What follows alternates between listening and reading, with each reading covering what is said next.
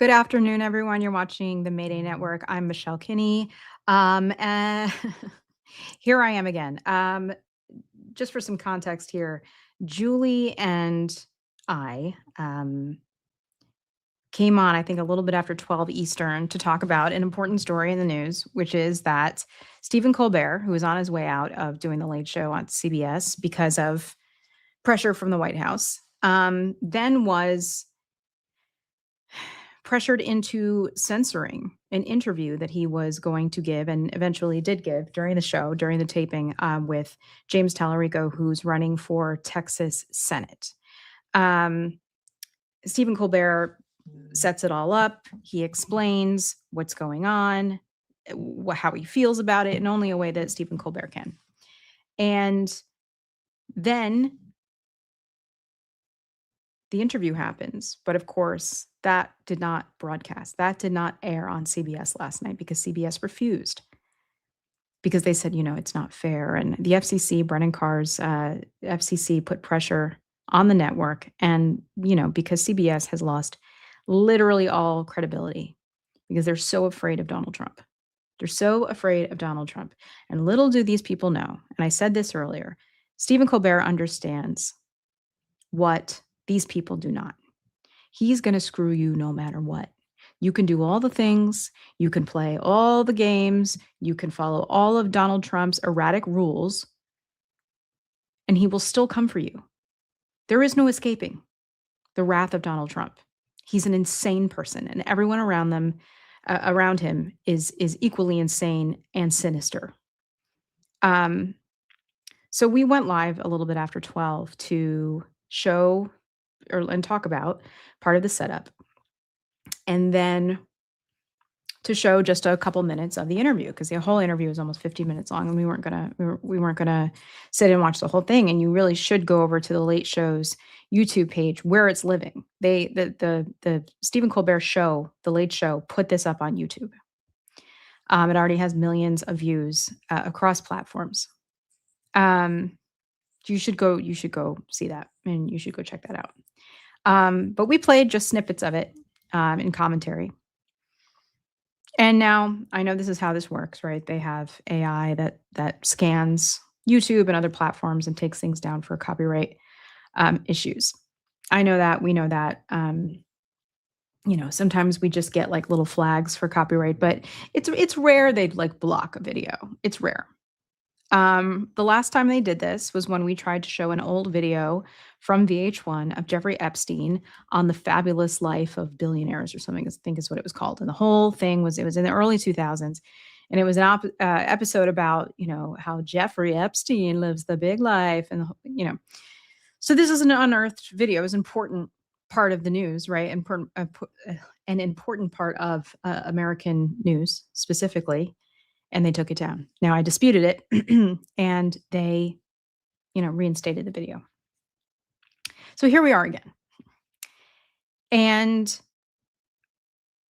we did this live video, showed snippets, and we got this notice in our email. Hi, the Mayday Network. Copyrighted content has been detected in your video, censored. The Colbert interview CBS didn't want you to see. As a result, your video has been blocked and can no longer be played on YouTube. This is not a copyright strike and does not affect your channel. Okay, whatever. Half of what we showed, right, didn't even air. Not to mention fair use. There's fair use, guys. And actually, I had it, I had this up here and I lost it. So fair use. Let me just read this to you. It's a U.S. legal doctrine permitting limited use of copyrighted material without permission for purposes such as criticism, comment, news reporting, teaching, scholarship, or research. It acts as an affirmative defense against copyright infringement claims, balancing owner rights with public interest through a 4-factor analysis, including purpose, nature, amount, and market effect of the use.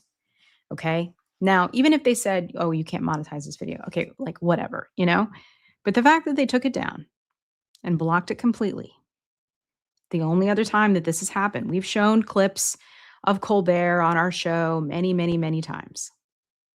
But the fact that they chose this one, and I'm sure lots of other accounts are experiencing this as well, um, it says something. They're pissed off at Stephen Colbert. And now they're trying to silence everybody else who is in the echo chamber. And I say echo chamber in a positive light, in a positive way, because that is how we get the message out, right? That is why creators online are so important, and independent media and journalists are so important, because we share the messages that we can no longer count on in mainstream and legacy media to report to us for fear, for money, for whatever the reason. Um, Somebody in the chat said they're using copyright as a pretext for censorship. Correct. Correct. Now, as a creator, as an artist myself, I spent many years as a photographer. I understand copyright law. Okay. To an extent. I mean, I'm not a lawyer, but I do understand it. Now, for us to show the context of what happened last night on Stephen Colbert's show, which is a huge news story today, and then show a few minutes of the interview that, by the way, did not air,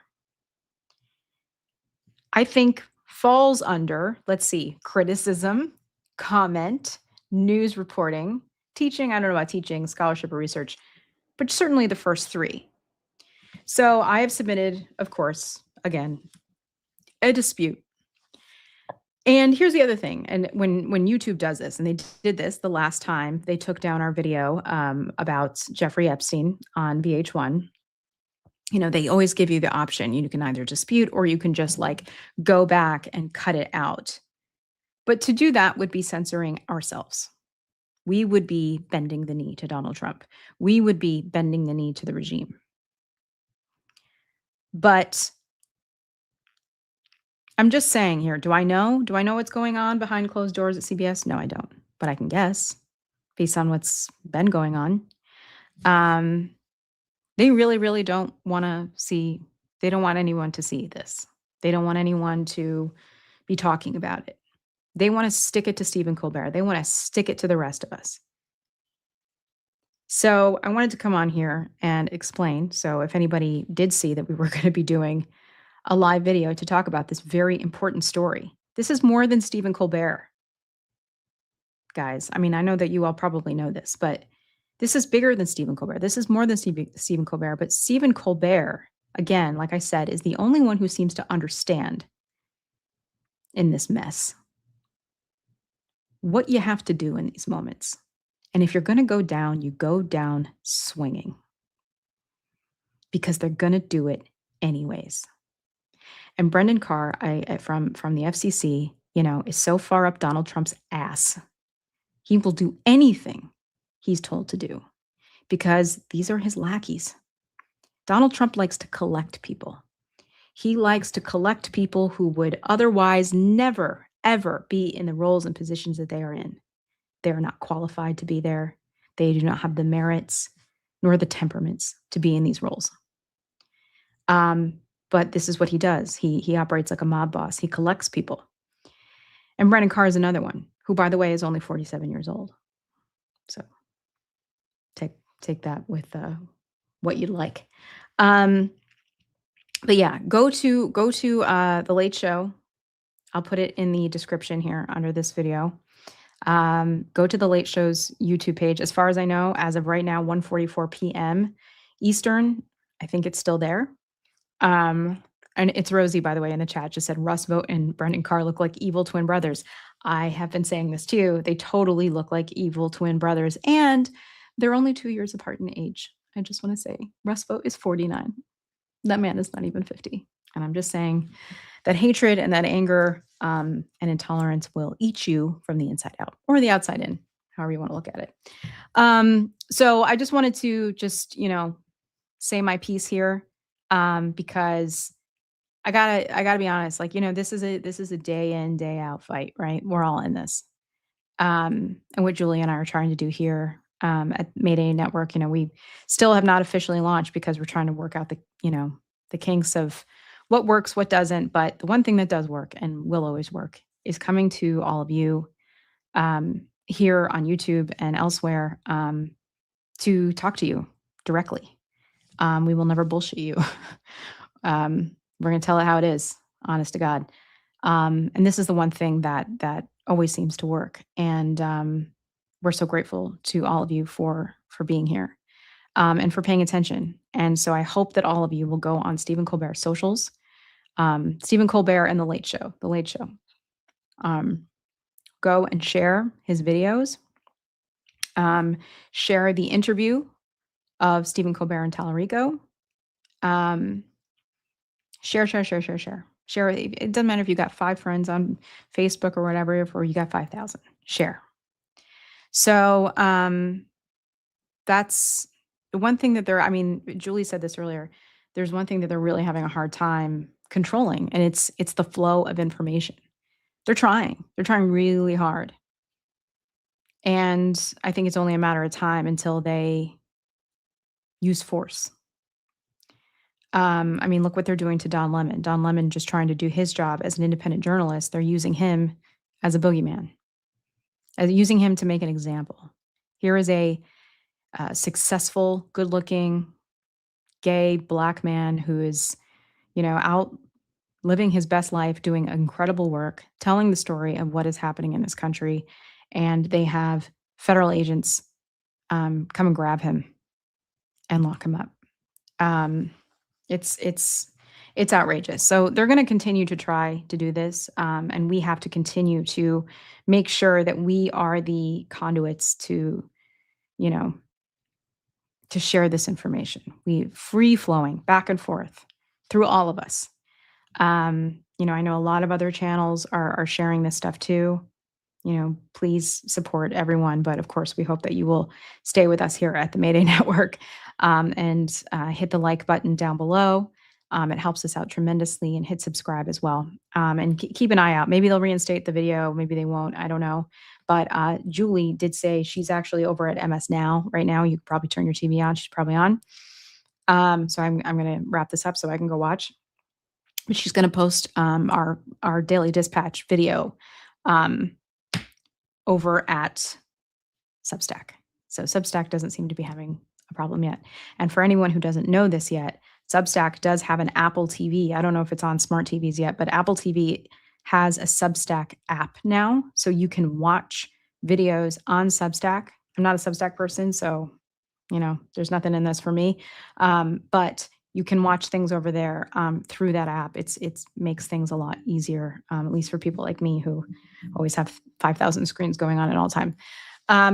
So I think that they are continuing to shoot themselves in the foot. They censor information. They censor TV shows. They censor important voices. But all it does is shed light and create more. And more people will see this now as a result. So good thinking. So that's it for now, guys. Just want to come on here, explain what happened. Keep your eye out. Stick with us. If you subscribe to this channel also, just so you know, when we do these lives, you'll be the first one to get a notification. So everyone stay safe, stay sane, best you can. And we'll see you soon.